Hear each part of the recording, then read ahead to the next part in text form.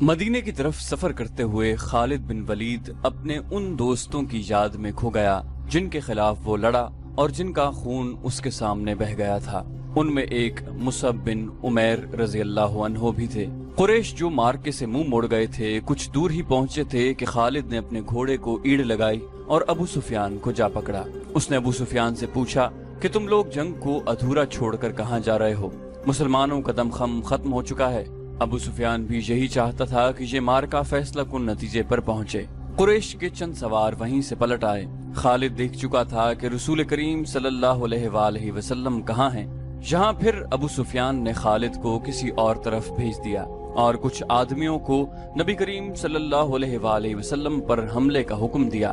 اب رسول کریم کے ساتھ کچھ اور مسلمان آ ملے تھے۔ اب پھر ابن قمہ لڑتے ہوئے مسلمانوں کا حلقہ توڑ کر رسول اکرم صلی اللہ علیہ وآلہ وسلم تک پہنچنے کی کوشش کر رہا تھا۔ اس وقت رسول اکرم کے پاس مصعب بن عمیر کھڑے تھے اور عمارہ رضی اللہ عنہا اپنے قریب پڑے ہوئے 2-3 زخمیوں کو پانی پلا رہی تھی۔ انہوں نے جب قریش کو ایک بار پھر حملے کے لیے آتے دیکھا تو زخمیوں سے ہٹ کر انہوں نے ایک زخمی کی تلوار اٹھا لی اور قریش کے مقابلے کے لیے ڈٹ گئے۔ قریش کا سب سے پہلا سوار جو ان کے قریب آیا اس تک وہ نہیں پہنچ سکتی تھی، اس لیے انہوں نے تلوار سے اس کے گھوڑے پر ایسا وار کیا کہ گھوڑا گر پڑا۔ سوار گھوڑے کی دوسری طرف گرا۔ عمارہ رضی اللہ عنہا نے گھوڑے کے اوپر سے کود کر قریش کے اس آدمی پر وار کیا اور اسے زخمی کر دیا۔ وہ اٹھا اور بھاگ کھڑا ہوا۔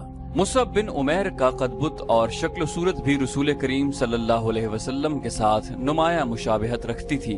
ابن قمہ مصعب کو رسول خدا سمجھ کر ان پر حملہ آور ہوا۔ مصعب تیار تھے، انہوں نے ابن قمہ کا مقابلہ کیا، پھر دونوں میں تیغ زنی ہوئی، لیکن ابن قمہ کا ایک وار مصعب رضی اللہ عنہ پر ایسا بھرپور پڑا کہ وہ گرے اور شہید ہو گئے۔ مصعب بن عمیر بہت لاڈوں میں پلے نوجوان تھے، لیکن تدفین کے وقت ان کا کفن بھی ادھورا تھا۔ عمارہ رضی اللہ عنہا نے مصعب کو گرتے دیکھا، خیز و غضب سے ابن قمہ پر تلوار کا وار کیا، لیکن ابن قمہ نے زرہ پہن رکھی تھی اور وار کرنے والی ایک عورت تھی، اس لیے ابن قمہ کو کوئی زخم نہ آیا۔ ابن قمہ نے عمارہ کے کندھے پر بھرپور وار کیا جس سے وہ شدید زخمی ہو کر گر پڑی۔ اس وقت رسول کریم صلی اللہ علیہ وآلہ وسلم جو قریب ہی تھے ابن قمہ کی طرف بڑھے، لیکن ابن قمہ نے پینترا بدل کر آپ صلی اللہ علیہ وآلہ وسلم پر ایسا وار کیا جو آپ کے خود پر پڑا۔ تلوار خود سے پھسل کر آپ کے کندھے پر لگی۔ آپ صلی اللہ علیہ وسلم کے بالکل پیچھے ایک گڑھا تھا۔ آپ زخم کھا کر پیچھے ہٹے اور گڑھے میں گر پڑے۔ ابن قمہ نے پیچھے ہٹ کر گلا پھاڑ کر کہا، میں نے محمد کو قتل کر دیا۔ وہ یہی نعرے لگاتا میدان جنگ میں گھوم گیا۔ اس کی آواز قریش نے بھی سنی اور مسلمانوں نے بھی۔ قریش کو تو خوش ہونا ہی تھا۔ مسلمانوں پر اس کا بڑا تباہ کن اثر ہوا کہ حوصلہ ہار بیٹھے اور احد کی پہاڑی کی طرف پسپا ہونے لگے۔ اپنے نبی صلی اللہ علیہ وسلم کے شیدائیوں بھاگتے ہوئے مسلمانوں کو ایک للکار سنائی دی، اگر نبی صلی اللہ علیہ وسلم نہ رہے تو لعنت ہے ہم پر کہ ہم بھی زندہ رہیں۔ تم کیسے شیدائی ہو کہ نبی کریم صلی اللہ علیہ وسلم کی شہادت کے ساتھ ہی تم موت سے ڈر کر بھاگ رہے ہو۔ مسلمان رک گئے۔ اس للکار نے انہیں آگ بگولا کر دیا۔ وہ پیادہ تھے، لیکن انہوں نے قریش کے گھڑ سواروں پر حملہ کر دیا۔ یہ حملہ خالد اور اکرمہ کے گھڑ سواروں پر ہوا تھا۔ خالد کو آج یاد آ رہا تھا کہ اس کے ہاتھوں کتنے ہی مسلمانوں کا خون بہہ گیا تھا۔ ان میں ایک رفاع بن وقش بھی تھے۔ خالد کے دل میں درد کی ایک ٹیس سی اٹھی۔ اسے کچھ ایسا احساس ہونے لگا جیسے وہ بے مقصد خون بہاتا رہا ہے، لیکن اس وقت وہ مسلمانوں کو اپنا بدترین دشمن سمجھتا تھا۔ اب مسلمانوں کا دم خم ٹوٹ چکا تھا۔ پیادے گھڑ سواروں کا مقابلہ کب تک کرتے؟ وہ مجبور ہو کر پہاڑی کی طرف پسپا ہونے لگے۔ رسول اکرم صلی اللہ علیہ وسلم بھی اپنے ساتھیوں کے ساتھ ایک تنگ سی وادی کی طرف جا رہے تھے۔ جس طرح مسلمانوں نے فتح کی خوشی میں اپنا مورچہ چھوڑ دیا تھا اور جنگ کا پانسا اپنے خلاف پلٹ لیا تھا، اسی طرح اب قریش کے آدمی مسلمانوں کی لاشوں پر اور تڑپتے ہوئے زخمیوں پر مال غنیمت اکٹھا کرنے کے لیے ٹوٹ پڑے۔ ان میں سے کچھ قریش رسول کریم صلی اللہ علیہ وسلم کے تعاقب میں چلے گئے، لیکن آپ کے ساتھیوں نے ان پر ایسی بے جگری سے حلہ بولا کہ ان میں سے زیادہ تر قریش کو جان سے مار ڈالا اور جو بچ گئے وہ بھاگ نکلے۔ رسول اکرم صلی اللہ علیہ وسلم ایک بلند جگہ پہنچ گئے۔ آپ نے وہاں سے صورتحال کا جائزہ لیا۔ آپ کے 30 صحابہ میں سے 16 شہید ہو چکے تھے، جو 14 زندہ تھے ان میں زیادہ تر زخمی۔ آپ صلی اللہ علیہ وسلم نے بلندی سے میدان جنگ کا جائزہ لیا۔ آپ کو کوئی مسلمان نظر نہیں آ رہا تھا۔ مسلمان یہ سمجھ کر کہ رسول اکرم شہید ہو چکے ہیں، سخت مایوسی کے عالم میں ادھر ادھر بکھر گئے۔ کچھ مدینہ واپس چلے گئے، کچھ قریش کے انتقام سے بچنے کے لیے پہاڑی کے اندر موجود تھے۔ یہاں رسول خدا صلی اللہ علیہ وسلم کو اپنے زخموں کی طرف توجہ دینے کی فرصت ملی۔ آپ کی بیٹی حضرت فاطمہ، جو آپ صلی اللہ علیہ وسلم کو ہر طرف تلاش کر کر کے تھک چکی تھی، آپ کے پاس آ پہنچی۔ قریب ہی ایک چشمہ تھا۔ حضرت علی رضی اللہ عنہ وہاں سے کسی چیز میں پانی لائے اور آپ صلی اللہ علیہ وسلم کو پلایا۔ حضرت فاطمہ آپ کے زخم دھونے لگی۔ وہ سسک سسک کر رو رہی تھی۔ خالد کو آج یاد آ رہا تھا کہ رسول کریم کی شہادت کی خبر نے اسے روحانی سا اطمینان دیا تھا، لیکن ایک للکار نے اسے چونکا دیا۔ وادی میں للکار کی گونج بڑی دور تک سنائی دے رہی تھی۔ کوئی بڑی ہی بلند آواز میں کہہ رہا تھا، مسلمانوں خوشیاں مناؤ، ہمارے نبی صلی اللہ علیہ وسلم زندہ اور سلامت ہیں۔ اس للکار پر خالد کو ہنسی بھی آئی تھی اور افسوس بھی ہوا تھا۔ اس نے اپنے آپ سے کہا تھا کہ کوئی مسلمان پاگل ہو گیا ہے۔ ہوا یوں تھا کہ جس طرح مسلمان اکا دکا ادھر ادھر بکھر گئے یا چھپ گئے تھے، اسی طرح کعب بن مالک رضی اللہ عنہ ایک مسلمان ادھر ادھر گھومتا پھرتا پہاڑی کے اس مقام کی طرف چلا گیا جہاں رسول اکرم سستا رہے تھے۔ اس نے نبی کریم صلی اللہ علیہ وسلم کو دیکھا تو اس نے جذبات کی شدت سے نعرہ لگایا، ہمارے نبی زندہ ہیں۔ تمام مسلمان جو اکیلے اکیلے یا دو دو چار چار کی ٹولیوں میں ادھر ادھر بکھر گئے تھے، اس آواز پر دوڑ پڑے۔ حضرت عمر رضی اللہ عنہ بھی اسی آواز پر رسول خدا تک پہنچے تھے۔ اس سے پہلے ابو سفیان میدان جنگ میں پڑی ہوئی ہر ایک لاش کو دیکھتا پھر رہا تھا۔ وہ رسول کریم صلی اللہ علیہ وسلم کا جسد مبارک تلاش کر رہا تھا۔ اسے قریش کا جو بھی آدمی ملتا اس سے پوچھتا، تم نے محمد کی لاش نہیں دیکھی؟ اسی تلاش میں خالد اس کے سامنے آ گیا۔ خالد، ابو سفیان نے پوچھا، تم نے محمد کی لاش نہیں دیکھی؟ خالد نے جواب دیا نہیں، اور ابو سفیان کی طرف ذرا سا جھک کر پوچھا، کیا تمہیں یقین ہے کہ محمد قتل ہو چکا ہے؟ ہاں، ابو سفیان نے جواب دیا، وہ ہم سے بچ کر کہاں جا سکتا ہے؟ تمہیں شک ہے؟ خالد نے جواب دیا، ہاں ابو سفیان، میں اس وقت تک شک میں رہتا ہوں جب تک کہ اپنی آنکھوں سے نہ دیکھ لوں۔ محمد اتنی آسانی سے قتل ہو جانے والا شخص نہیں ہے۔ معلوم ہوتا ہے تم پر محمد کا طلسم طاری ہے۔ ابو سفیان نے تکبر کے لہجے میں کہا، کیا محمد ہم میں سے نہیں تھا؟ کیا تم اسے نہیں جانتے تھے؟ جو شخص اتنی قتل و غارت کا ذمہ دار ہے، ایک روز اسے بھی قتل ہونا ہے۔ محمد قتل ہو چکا ہے، جاؤ اور دیکھو، اس کی لاش کو پہچانو، ہم اس کا سر کاٹ کر مکہ لے جائیں گے۔ عین اس وقت پہاڑی میں سے کعب رضی اللہ عنہ بن مالک کی للکار گرجی، مسلمانوں خوشیاں مناؤ، ہمارے نبی زندہ سلامت ہیں۔ پھر یہ آواز بجلی کی کڑک کی طرح گرجتی کڑکتی وادی اور میدان میں گھومتی پھرتی رہی۔ سن لیا ابو سفیان؟ خالد نے کہا، اب میں تمہیں بتاتا ہوں کہ محمد کہاں ہے۔ میں اس پر حملہ کرنے جا رہا ہوں، لیکن میں تمہیں یقین نہیں دلا سکتا کہ میں محمد کو قتل کر کے آؤں گا۔ کچھ دیر پہلے خالد نے رسول کریم اور ان کے ساتھیوں کو پہاڑی کے اندر جاتے دیکھا تھا، لیکن وہ بہت دور تھے۔ خالد ہار ماننے والا اور اپنے ارادے کو ادھورا چھوڑنے والا آدمی نہیں تھا۔ اس نے اپنے چند ایک سواروں کو ساتھ لیا اور پہاڑی کے اس مقام کی طرف بڑھنے لگا جدھر اس نے رسول کریم صلی اللہ علیہ وسلم کو جاتے دیکھا تھا۔ مشہور مورخ ابن حشام کی تحریر سے پتہ چلتا ہے کہ رسول اکرم نے جب خالد کو اپنے سواروں کے ساتھ اس گھاٹی پر چڑھتے دیکھا جہاں آپ تھے تو آپ کے منہ سے بے ساختہ نکلا، خدائے ذوالجلال انہیں اس وقت وہیں کہیں روک لے۔ خالد اپنے سواروں کے ساتھ گھاٹی چڑھتا جا رہا تھا۔ وہ ایک درہ سا تھا جو تنگ ہوتا جا رہا تھا۔ گھوڑوں کو ایک قطار میں ہونا پڑا۔ رسول کریم صلی اللہ علیہ وسلم زخموں سے چور پڑے تھے۔ حضرت عمر رضی اللہ عنہ نے جب خالد اور اس کے سواروں کو اوپر آتے ہوئے دیکھا تو وہ تلوار نکال کر کچھ نیچے اترے۔ ولید کے بیٹے حضرت عمر نے للکارا، اگر لڑائی لڑنا جانتے ہو تو اس درہ کی تنگی کو دیکھ لو، اس چڑھائی کو دیکھ لو، کیا تم اپنے سواروں کے ساتھ ہمارے ہاتھ سے بچ کر نکل جاؤ گے؟ خالد لڑنے کے فن کو خوب سمجھتا تھا۔ اس نے دیکھ لیا تھا کہ یہ جگہ گھوڑوں کو گھما پھرا کر لڑانے کے لیے موزوں نہیں ہے بلکہ خطرناک ہے۔ خالد نے خاموشی سے اپنا گھوڑا گھمایا اور اپنے سواروں کے ساتھ وہاں سے نیچے اتر آیا۔ جنگ احد ختم ہو چکی تھی۔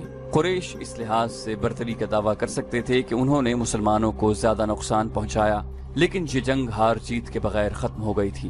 لیکن یہ ہماری شکست تھی۔ خالد کو جیسے اپنی آواز سنائی دی۔ مسلمانوں کی نفری 700 تھی اور ہم 3000 تھے۔ ہمارے پاس 200 گھوڑے تھے۔ ہماری فتح تب ہوتی جب ہم محمد کو قتل کر دیتے۔ خالد نے اپنے آپ میں جھنجھناہٹ محسوس کی۔ اس پر ایسی کیفیت طاری ہو گئی کہ اس کے دانت بجنے لگے۔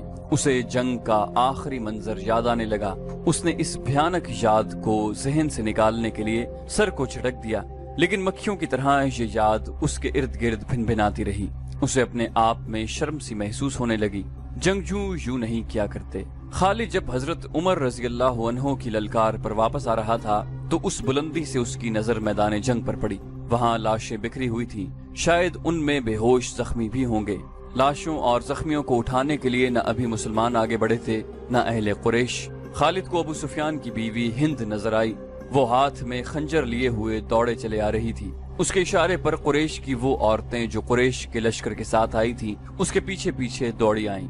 ہند ہر ایک لاش کو دیکھتی۔ وہ اونچے قد کی اور فربہی مائل جسم کی پہلوان قسم کی عورت تھی۔ وہ ہر ایک لاش کو دیکھتی۔ کوئی لاش اوندھے منہ پڑی ہوئی نظر آتی تو وہ پاؤں کی ٹھوکر سے اس لاش کو سیدھا کر کے دیکھتی۔ اس نے اپنے ساتھ کی عورتوں سے کہا کہ وہ حمزہ رضی اللہ عنہ کی لاش تلاش کریں۔ اسے حمزہ کی لاش مل گئی۔ ہندا بھوکے درندے کی طرح لاش کو چیرنے پھاڑنے لگی۔ اس نے لاش کے کچھ اعضاء کاٹ کر پرے پھینک دیے۔ اس نے دوسری عورتوں کو دیکھا جو اس کے قریب کھڑی تھی۔ کھڑی دیکھ کیا رہی ہو؟ ہند نے ان عورتوں سے یوں کہا جیسے وہ پاگل ہو چکی ہو۔ یہ دیکھو میں نے اپنے باپ، اپنے چچا اور اپنے بیٹے کے قاتل کی لاش کا کیا حال کیا ہے۔ جاؤ مسلمانوں کی ہر ایک لاش کا یہی حال کر دو اور سب کے کان اور ناک کاٹ کر لے آؤ۔ اب وہ عورتیں مسلمانوں کی لاشوں کو چیرنے پھاڑنے کے لیے وہاں سے ہٹ گئیں تو ہند نے خنجر سے حمزہ رضی اللہ عنہ کا پیٹ چاک کر کے اس کے اندر ہاتھ ڈالا۔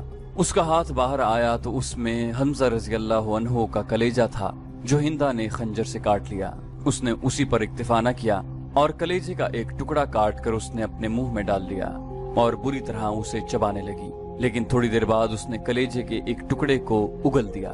خالد کو دور ابو سفیان کھڑا نظر آیا۔ ہند کی اس وحشیانہ حرکت نے خالد کا مزہ کرکرا کر دیا تھا۔ وہ جنگجو تھا، وہ صرف آمنے سامنے آ کر لڑنے والا آدمی تھا۔ اپنے دشمن کی لاشوں کے ساتھ یہ سلوک نہ صرف یہ کہ اسے پسند نہ آیا بلکہ اس نے نفرت کی نگاہ سے دیکھا۔ ابو سفیان کو دیکھ کر خالد نے اپنے گھوڑے کو ایڑ لگائی اور ابو سفیان کے پاس جا گھوڑا روکا۔ ابو سفیان، خالد نے غصے اور حقارت کے ملے جلے لہجے میں کہا، کیا تم اپنی بیوی اور ان عورتوں کی اس وحشیانہ حرکت کو پسند کر رہے ہو؟ ابو سفیان نے خالد کی طرف ایسی نگاہوں سے دیکھا جن میں بے بسی کی جھلک تھی اور صاف پتہ چلتا تھا کہ اسے لاشوں کے ساتھ اپنی بیوی کا یہ سلوک پسند نہیں۔ خاموش کیوں ہو ابو سفیان؟ تم ہند کو جانتے ہو خالد، ابو سفیان نے دبیسی زبان میں کہا۔ یہ عورت اس وقت پاگلوں سے بدتر ہے۔ اگر میں یا تم اسے روکنے کے لیے آگے بڑھے تو یہ خنجر سے ہمارے پیٹ بھی چاک کر دے گی۔ خالد ہند کو جانتا تھا، وہ ابو سفیان کی بے بسی کو سمجھ گیا۔ ابو سفیان نے سر جھکایا، گھوڑے کی لگام کو جھٹکا دیا اور منہ پھیر کر دوسری طرف چل پڑا۔ خالد بھی اس منظر کو برداشت نہ کر سکا۔ جب ہند حمزہ رضی اللہ عنہ کی لاش کا کلیجہ چبا کر اگل چکی تو اس نے پیچھے دیکھا۔ اس کے پیچھے جبیر بن مطعم کا غلام وحشی بن حرب کھڑا تھا۔ اس کے ہاتھ میں افریقہ کی بنی ہوئی وہی برچھی تھی جس سے اس نے حمزہ رضی اللہ عنہ کو شہید کیا تھا۔ ہند نے تہکمانہ لہجے میں اس سے کہا، یہاں کیا کر رہے ہو بن حرب؟ جاؤ اور مسلمانوں کی لاشوں کے ٹکڑے کر دو۔ وحشی بن حرب بولتا بہت کم تھا۔ اس کی کوشش یہی ہوتی تھی کہ زیادہ سے زیادہ بات اشاروں میں کر لی جائے۔ اس نے ہند کا حکم ماننے کے بجائے اپنا ہاتھ ہند کے آگے پھیلا دیا اور اس کی نظریں ہند کے گلے میں لٹکتے ہوئے سونے کے ہار پر جم گئی۔ ہند کو اپنا وعدہ یاد آ گیا۔ اس نے وحشی سے کہا کہ تم میرے باپ، چچا اور بیٹے کے قاتل کو قتل کر دو تو میں نے جتنے زیورات پہن رکھے ہیں وہ تمہارے ہوں گے۔ اور وحشی اپنا انعام لینے آیا تھا۔ ہند نے اپنے تمام زیورات اتار کر وحشی بن حرب کے پھیلے ہوئے ہاتھ پر رکھ دیے۔ وحشی کے ہونٹوں پر مسکراہٹ آ گئی اور وہ وہاں سے چل پڑا۔ ہند پر اس وقت فتح اور انتقام کا بھوت سوار تھا۔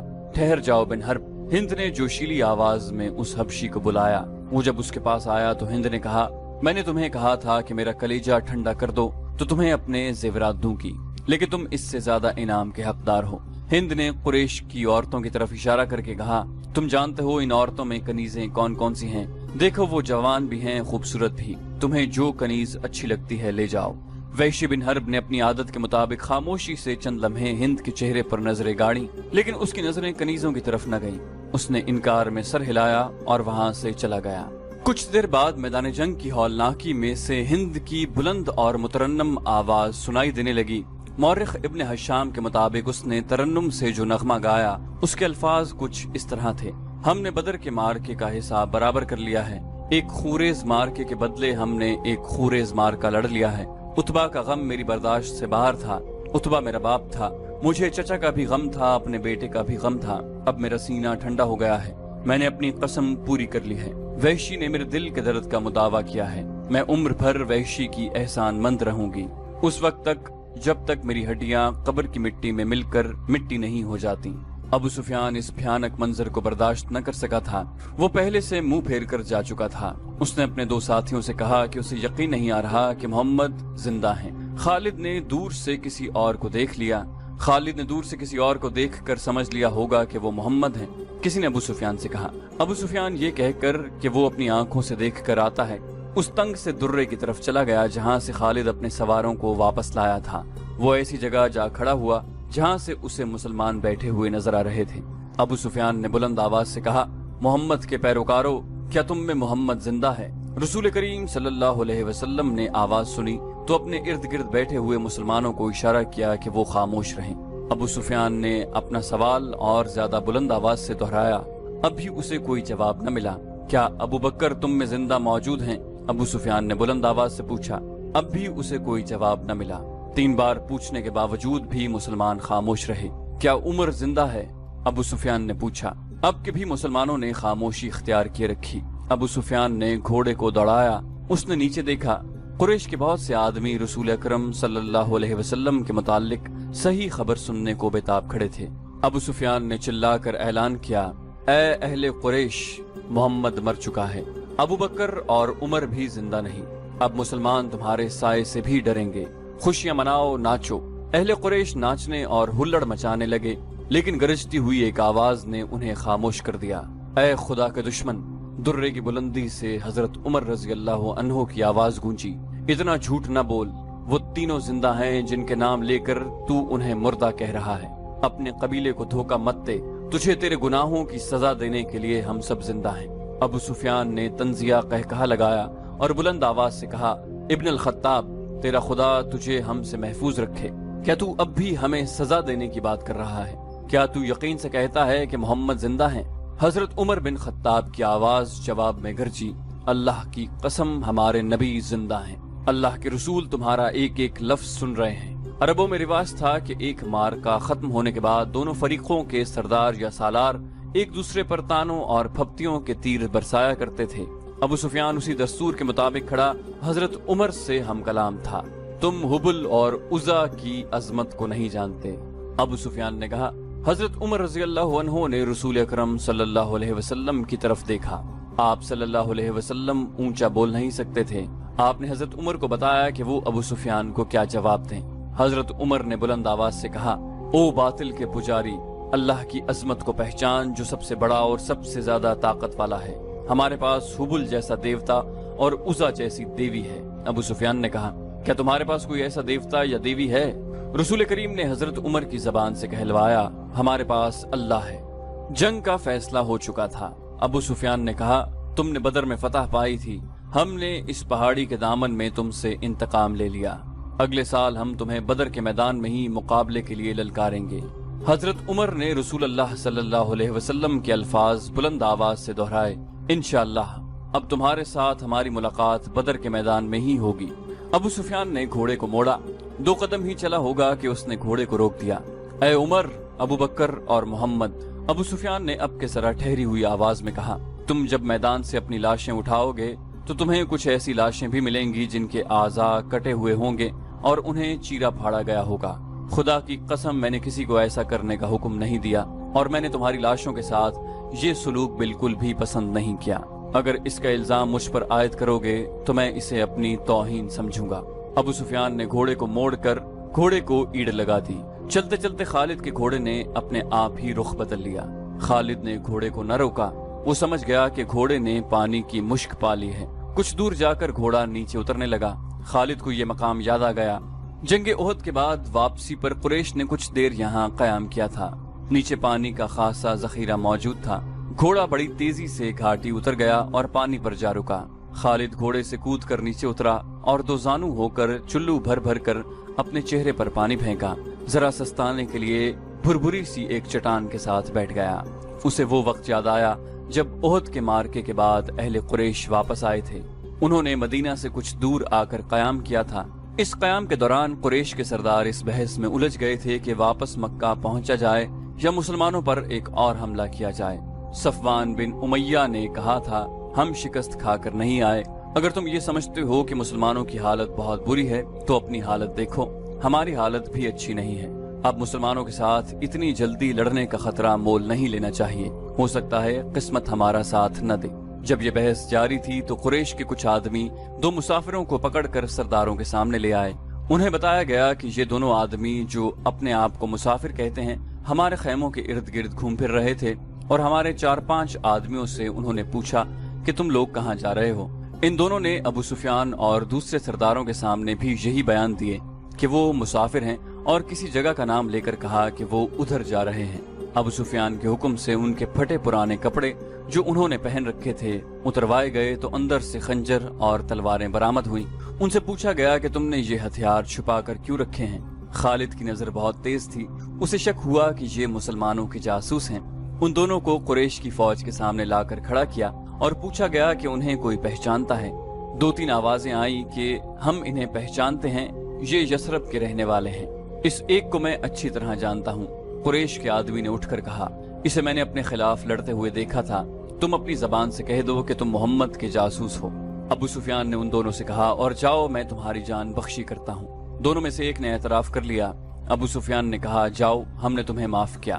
دونوں جو واقع مسلمانوں کے بھیجے ہوئے جاسوس تھے اور قریش کے عزائم معلوم کرنے آئے تھے، ہنسی خوشی اپنے اونٹوں کی طرف چل پڑے۔ ابو سفیان کے اشارے پر کئی ایک تیر اندازوں نے کمانوں میں تیر ڈالے اور پیچھے سے ان دونوں مسلمانوں پر چلا دیے۔ دونوں کئی تیر اپنے جسموں میں لے کر گر پڑے اور پھر اٹھ نہ سکے۔ کیا تم اس کا مطلب سمجھتے ہو؟ ابو سفیان نے اپنے قریب کھڑے سرداروں سے کہا، جاسوس بھیجنے کا مطلب یہ ہے کہ مسلمان ہارے نہیں، وہ ابھی یا کچھ ہی عرصے بعد ہم پر حملہ کرنے کا ارادہ رکھتے ہیں۔ فوراً مکہ کو کوچ کرو اور اگلی جنگ کی تیاری کرو۔ اگلے روز رسول اکرم صلی اللہ علیہ وسلم کو کسی نے آ کر بتایا کہ اہل قریش نے جہاں پڑاؤ کیا تھا وہاں اپنے دونوں جاسوسوں کی لاشیں پڑی ہوئی ہیں اور اہل قریش مکہ کو روانہ ہو گئے ہیں۔